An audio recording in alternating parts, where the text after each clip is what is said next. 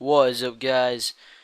Liam here, and today I'm going to be teaching you how to make your own custom text in Cinema 4D. The first thing you want to do is open Cinema 4D and use a Lightroom. You don't have to use a Lightroom, but I highly recommend it. I might put this is my personal Lightroom. I might put it in the description for you to download and use. So this is just my logo. I just delete that. Okay, so you've got your Lightroom here, all blank. The first thing you want to do is go to Mer Graph and Mer Text, and here's your text here. Now what we want to do is grab this little box in the corner of the text here and just center it. We'll make it a little bit smaller and we'll just get it in the middle there. Okay, so this is our text. We can do pretty much whatever we want with this. The second thing we want to do is click on it and type whatever you want. So we'll go to this little box here and I'm just going to type tutorial. So just like this, and we'll center this and so it fits on. We'll make this a little bit smaller again. Alright, that's about right. Yeah. Okay, so now we've got this, we want to change the font. So, you can pick whatever font you want. I like to pick, I'm really picky about my fonts. I like it to look perfect, and I have like loads of fonts and I hardly like any of them. Usually takes me a really long while to pick a nice font. I think we'll just use Haribar. Alright, so we'll use this font, we'll set it to bold oblique. Okay, so this looks really nice. I really like this font. What we'll do is now we'll set the depth to around 50. Yeah, that looks pretty nice.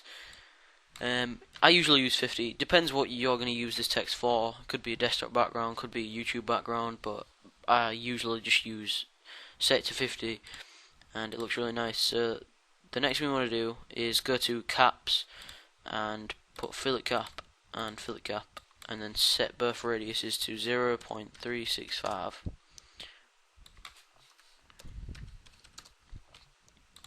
Okay, so now we've got that, we have to pick a colour. So my personal Lightroom has all these materials in, so you'll be able to just pick a material out. I like to use I use this material for pretty much every single render I use now. This exact colour as well, but honestly it's completely up to you. This is just my preference.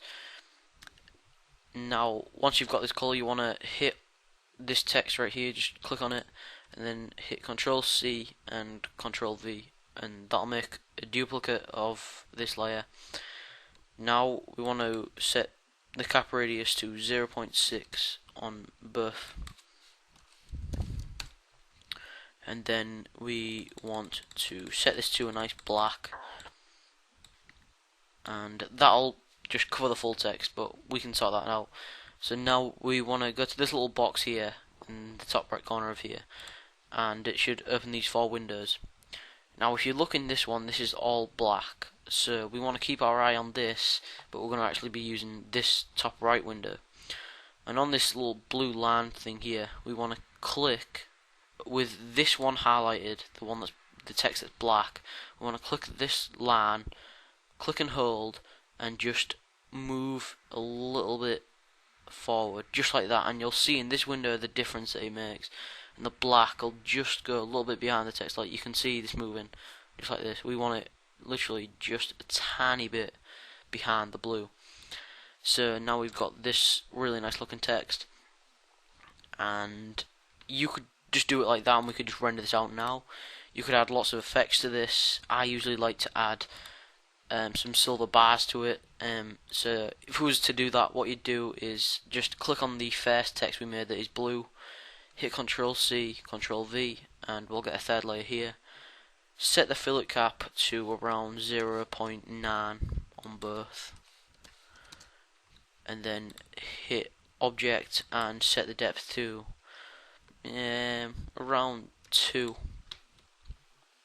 and then we want this silver material, and it'll do this. Now again, we're gonna have to keep our eye on this, but in fact, we'll probably just go into this full window here. So this is our text, this is the depth of it, and with the silver text highlighted, we're gonna click this line again and drag it just like that, and you'll see the really nice effect in a minute.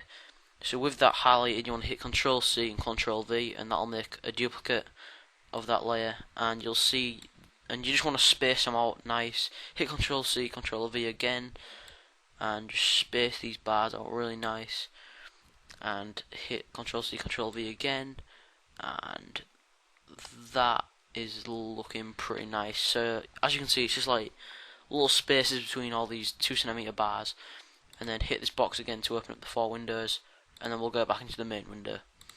So as you can see here, you'll just see these white little lines, look really nice. Another effect you could do is you could click on one of these white bars again, the text layer of the white bar, and go back into this window, and you could drag it just a tiny bit in front of the full text, and if you go in this window again, you'll see it just like this, and you want to set the caps to fill it and fill it again, and again we just want to drag it just a little bit in front of the text. So just like that, and as you can see here, you'll just see that little thing just coming out a little bit, and you'll see the effect when we render it out. That's pretty much the text. You can add other effects. I like to just twist the full thing a little bit and make it look really nice. We could, yeah, I think that looks pretty nice. Again, just edge this off a little bit.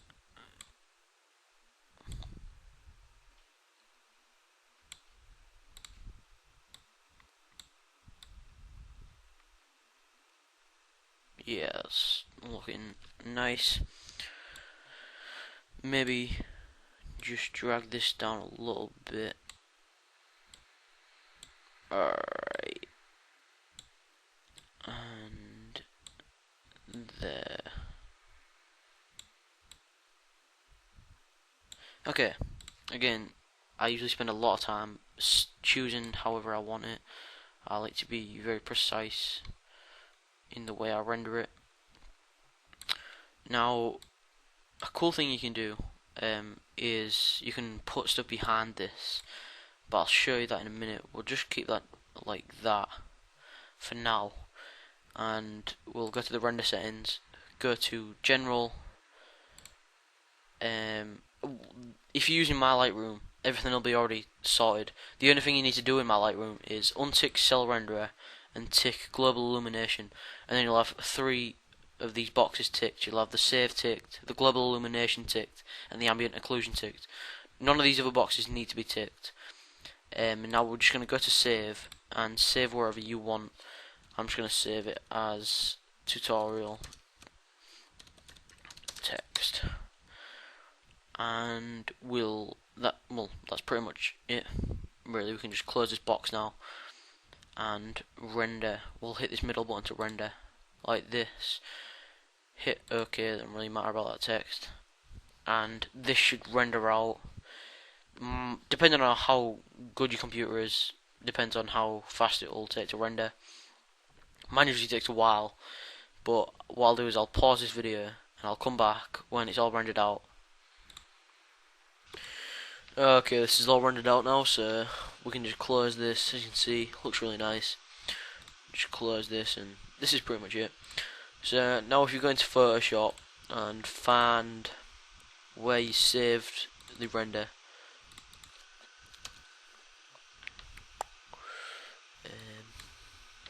we can just put that right there.